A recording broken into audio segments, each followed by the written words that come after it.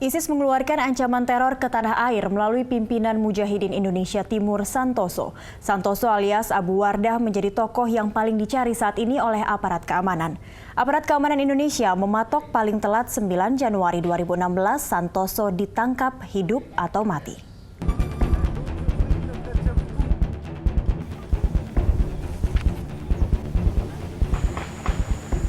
Ini operasi Camar Malio yang digelar aparat gabungan Polri dan TNI di Poso, Sulawesi Tengah. Target operasi ini menangkap Santoso hidup atau mati, paling telat tanggal 9 Januari 2016. Santoso bukanlah sembarang target.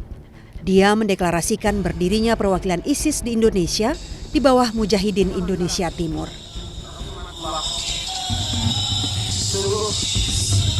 Adapun Mujahidin Indonesia Barat dipimpin Bahrum Syah yang sudah bergabung dengan ISIS.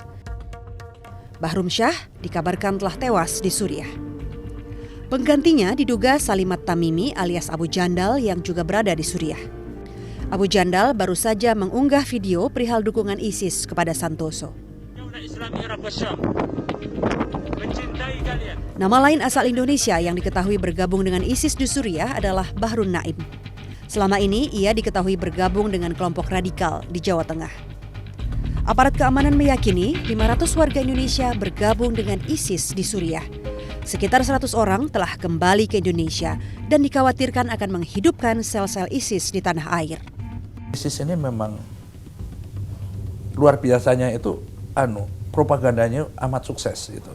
Padahal yang dia lakukan melalui dunia maya saja kan, media sosial. Mungkin ya kayak orang Indonesia yang ekonominya pas-pasan gitu ya, ditawarin kasih setiap bulan 20 juta atau dengan tunjangan macam-macam dikasih perumahan gitu. Itu kan jumlah yang besar pergi orang sana. kita. Nah, yang pergi sana dalam catatan BIN itu ada 486 sampai Oktober ya. 486 ini terdiri dari dewasa 154, ya selebihnya ada perempuan dan anak-anak. Foreign Terrorism Fighter kan jadi itu kan. Ya 154 ini. Nah, dalam catatan kita, monitoring kita 43 tewas di sana. Betul, 43 tewas sehingga lalu ada 101 yang pulang ke Indonesia. Dan dia pulang ke rumahnya dan kita ada catatan alamatnya itu. Tetapi juga kita harus waspada, bisa aja dia memang sudah terlatih di sana kan, tentu punya kemampuan menyerang dia kan. Ahmad Junaidi adalah salah seorang warga negara Indonesia yang telah kembali ke tanah air. Ia kini menjalani persidangan di Pengadilan Jakarta Barat dengan dakwaan terlibat gerakan terorisme. Junaidi, saudara pada saat juga saudara ya, pada masa-masa itu dari kelompok sipil.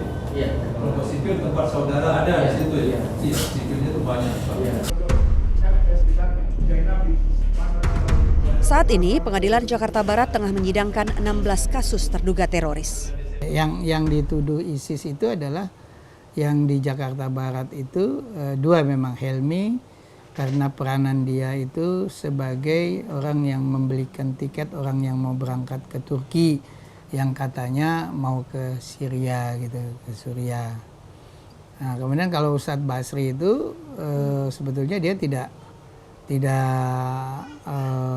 berangkat ke Suriah atau ke Turki, sama sekali tidak. Dia pimpinan pondok yang memang seringkali banyak aktivis Islam datang ke dia ya. Kemudian salah seorang aktivis Islam itu terlibat dalam kasus pembunuhan, rencana pengeboman dan pembunuhan balon ya, waktu itu balon gubernur incumbent ya di Sulawesi Selatan. Kembalinya kombatan ISIS ke tanah air bisa menjadi ancaman serius bagi negeri ini.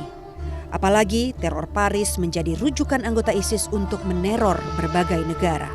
Yang menarik, kemarin setelah aksi Perancis, ada satu pesan yang disebarkan di dunia maya dari seorang Indonesia di sana yang bilang ini pelajaran yang kita mesti dapat dari Perancis. Bagaimana kita bisa melakukan sesuatu seperti itu? Bagaimana kita yang bisa mengorganisir suatu aksi? Bagaimana kita bisa menjamin bahwa betul-betul dirahasiakan sampai saat akan meledak?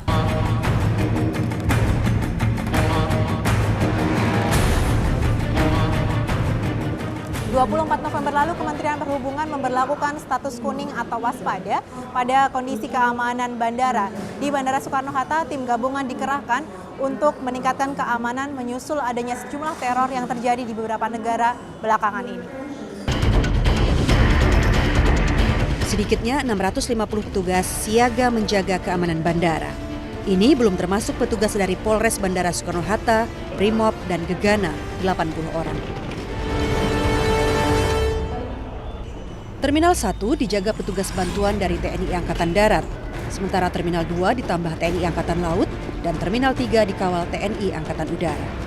Bahwasannya semua penumpang yang akan masuk ke ulang tunggu dan pesawat diperiksa, termasuk barang-barang bawaannya dan juga barang-barang elektronik dan logam yang harus masuk ke diperiksa di X-ray, baik itu jam tangan, ikat pinggang, dan lain-lain. Ketika diperiksa bunyi, penumpang harus kembali lagi di alat walkthrough itu. Harus masuk sepatu. Kalau sepatu dianggap masih bunyi harus dibuka dan dimasukkan ke X-ray untuk diperiksa. Pemeriksaan pengamanan juga dilakukan terhadap aircraft catering, aircraft maintenance service, serta aircraft cleaning service.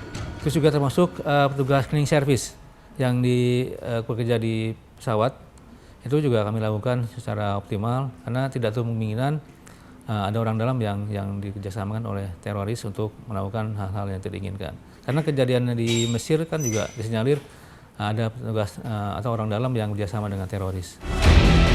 Pihak bandara bekerja sama dengan aparat intelijen negara untuk memantau secara khusus terhadap seseorang yang pergi dan datang dengan tujuan Timur Tengah atau negara Turki. PAM itu kan ada yang terbuka dan tertutup ya. Jadi PAM tertutup artinya intelijen.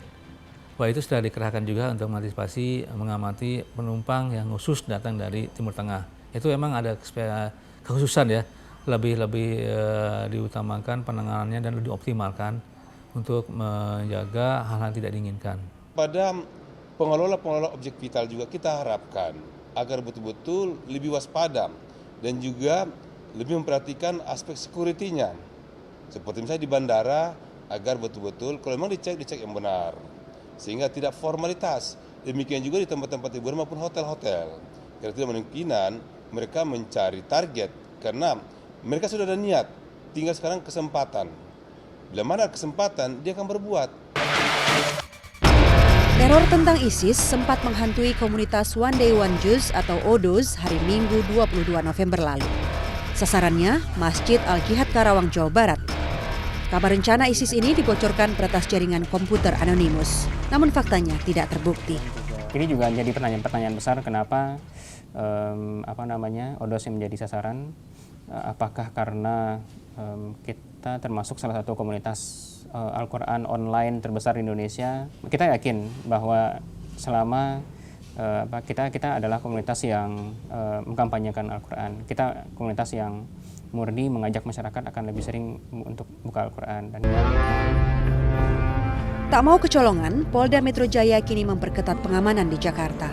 Lebih-lebih menjelang Hari Natal 2015 dan Tahun Baru 2016. Kita minta juga tempat-tempat mal, perbelanjaan, hotel juga untuk meningkatkan pengamanan masing-masing. Kalau mereka mau minta pengamanan kita akan bantu. Kemudian markas polisi, Polda, Polres, Polsek, Pospol, saya minta juga untuk perkuat pengamanan masing-masing. Tidak ada satu negara pun yang imun terhadap ini. Anda lihat kemarin Paris, selesai itu masih ada kejadian. Jadi kita harus sama-sama semua bekerja sama, tidak bisa hanya pemerintah saja.